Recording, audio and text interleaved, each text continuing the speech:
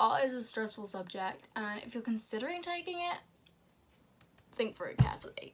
Hi guys, and welcome back to my channel for my second video. Whoop, whoop, whoop. As I mentioned in my year 12 advice video, I'm going to be making 3 videos to upload between now and going back to school of my advice on the A-level subjects I take, which are art, clearly by this video, biology and psychology. I did a poll on Instagram asking which subject people wanted to see first, and art got the majority votes, closely followed by biology and then psychology, so I'm going to upload them in that order. I know that biology is probably the most popular one, but there is a lot of videos for biology, which is why I decided I'd prioritise art, even though it did get the most votes anyway, because there aren't actually that many videos on art out there, which I was quite shocked to find. I found it very difficult to find videos about art, so I'm hoping that this gives people the advice that, again, as I said in my year 12 advice video, I wish I'd had when I chose the subject, how I could have prepared myself and got myself ready for the change from GCSE art to A-level. So I hope this video helps anyone who is considering taking art or who has already decided they're taking art, and it just, yeah, gives you an idea of what to expect and how to prepare yourself for it. So I hope you enjoy this video. I hope that something I say is helpful. Again, as I said, any questions, please message me on Twitter, Instagram, comment. I'm more than happy to help. I've thought of like 6 main pieces of advice that you can sort of assume of the subject, but I'm going to go into a bit of detail and sort of explain how you can prepare yourself, what I do to sort of cope with the subject. But before I get into the video, I just want to give you a warning about art. If you've done GCSE, you already know how massive the workload is. Personally at GCSE, art took over my life, and I'm sure a lot of other people feel the same. And if that distracted you from your other subjects, I know you've got less subjects at A-level, but there is a lot more content. If you got distracted from your other subjects at GCSE, really do think about whether taking art at A-level is going to do the same thing. I struggled to balance it all to begin with, and my other 2 subjects dropped because of it. You just have to work out a way of balancing all of your subjects if you do choose art. I mean, any subject, you need to learn to balance them, but especially with a creative subject, because they take up so much more time, you really need to make sure that you plan your time. So that's my little disclaimer, lots of time, make sure that you are prepared for it. Right, first bit of advice is only take art if you are dedicated to the subject. It's one thing to like drawing or painting or whatever. You've got to be able to do the written sides of the work. You've got to be able to create the work that you need to end up with a good grade. There's no point in taking the subject if you just plan to breeze through it. You can sort of breeze through GCSE. Teachers are a lot more lenient at GCSE than they are at A-level. My GCSE sketchbook was missing all of my GCSE sketchbooks were missing most of the written content, and I still came out of it with an 8. But if I'm missing the written content in my A-level books, I'm not going to have the same luck. I hate written content, but you have to sort of force yourself to do it. It's like, if you're in the mood to do written work, do it. No matter what time it is, like if it's 3 o'clock in the morning, you're like, oh, I feel like doing an evaluation, do it. Get it done. Dedication to the subject is key. It's like train journeys home. If I feel like, oh my god, let's do like research for an artist analysis. Like, I got my iPad, I take it to school and I'll sit on the train like researching stuff. You've got to take any opportunity where you feel motivated to do the work and do it. You can't afford to lay back and think, oh, I'll get it done in time. Do it when you have the time and the motivation to do it, because it will save you, it really will. And you'll get to the end of the year and you won't have all this work that you need to catch up on because you missed the opportunity when you were motivated to do it. Because I personally cannot force myself to do written work if I'm not in the mood for it. It's like artist analysis. My first sketchbook does not have a single artist analysis because I was never motivated to do them. It's just literally taking the opportunities when you want to do the work. It's like drawings, paintings. If you like art, you're in the mood to do them most of the time. It's just the other aspect of things. That links into sort of the next 2 points as well. I've got stay on top of work and use private studies or lunchtimes or after school wisely. Regarding staying on top of work, the workload compared to GCSE is, I don't know how to explain it.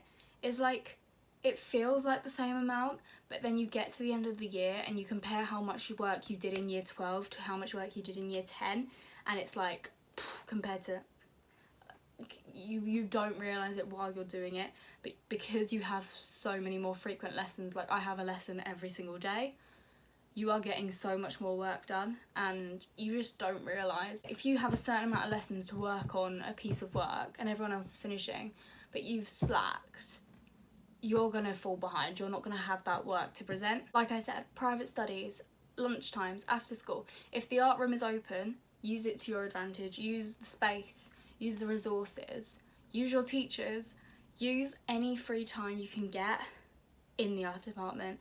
I use my private studies, I use my lunchtimes, I go after school if I can. I hate doing artwork at home. I hate it, hate it, hate it, hate it, hate it. So if I can do it at school, I get it done, and I'm just so much more motivated to do my art at school, whereas I like doing my biology and psychology at home. Art, I just feel much nicer doing it at school, and that way I've worked on staying on top of my work so much better. At the start of the year I slacked with my first sketchbook, there's a few pieces of work missing, whereas with my second sketchbook, I'm so much more on it. I've just got all the summer work to do because I don't like doing it at home. I just realised that I've basically covered all my points. This video is going to be about 6 minutes long. But yeah, it's really hot and my back hurts. So I'm trying to sit up, but like my back is killing me. So if I slouch, like, I apologise, but it's really hurting. Talk to your teachers, get advice, take their advice. We at school have development meetings when we get to like a certain point in a topic. You just get advice from your peers, your teachers on what work they think you should do next, how you can improve the work you've done already. Those are really useful, but if you aren't offered those, make sure that every month or so you speak to your teacher and ask, oh right, could you advise me on what I could improve, what I could add? Is there anything that I desperately need to add? And you're gonna end up so much better off because of it, because you've put the extra work in to find out what you need to do to end up with the grade that you want. This is sort of a given, but it does need more time than most other subjects, simply because we all know that art is a demanding subject. Unfortunately, there is no escaping art. It links back to being dedicated. You have to be dedicated to take the subject because it takes more time than other subjects. Don't take the subject if you're not willing to put the time in. That's basically what I'm trying to say. There's no point in me rambling. That is basically the point here. Don't take the subject if you're not willing to put the time in that it needs. Simple, pimple, done. The last point that I can think of is presentation is so important. Presentation is what is going to get you your marks. You get your marks for your presentation on top of things. So even if you've done like amazing artwork but your presentation is shabby, then you're gonna have problems. Find your way of presenting. Use Pinterest. I will link below a board that I've made of inspiration that I see on Pinterest for presentation, work ideas, artists. I'll just link any art related Pinterest boards I've made below because I find those really help me. I find most of the artists that I analyse on Pinterest actually, so it is really useful. If you don't have a Pinterest account and you're taking art, get a Pinterest account because it will save you. If you're uninspired for presentation ideas, work ideas, use Pinterest. There you go, that's another tip, use Pinterest.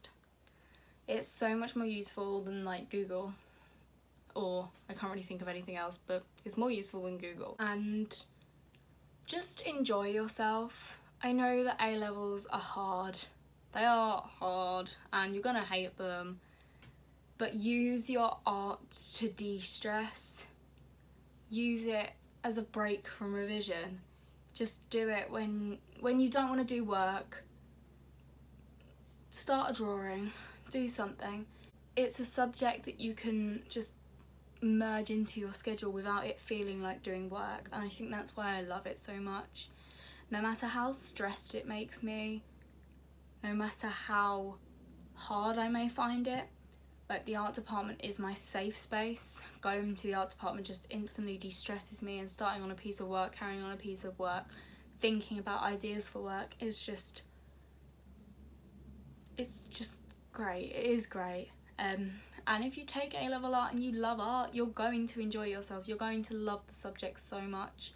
It's just working out whether you have the mindset and the motivation to do it.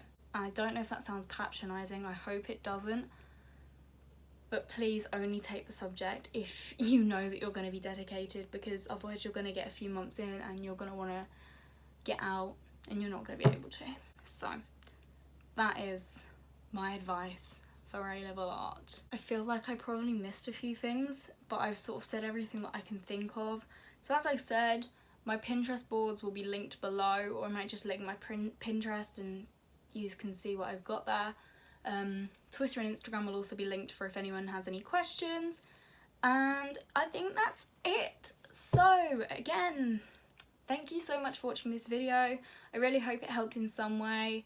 I wish I had more videos like this when I was choosing my A-levels. So please give me a thumbs up if it did help you, because it makes me really happy when I see a little thumbs up. I'm like, oh, someone enjoyed my video.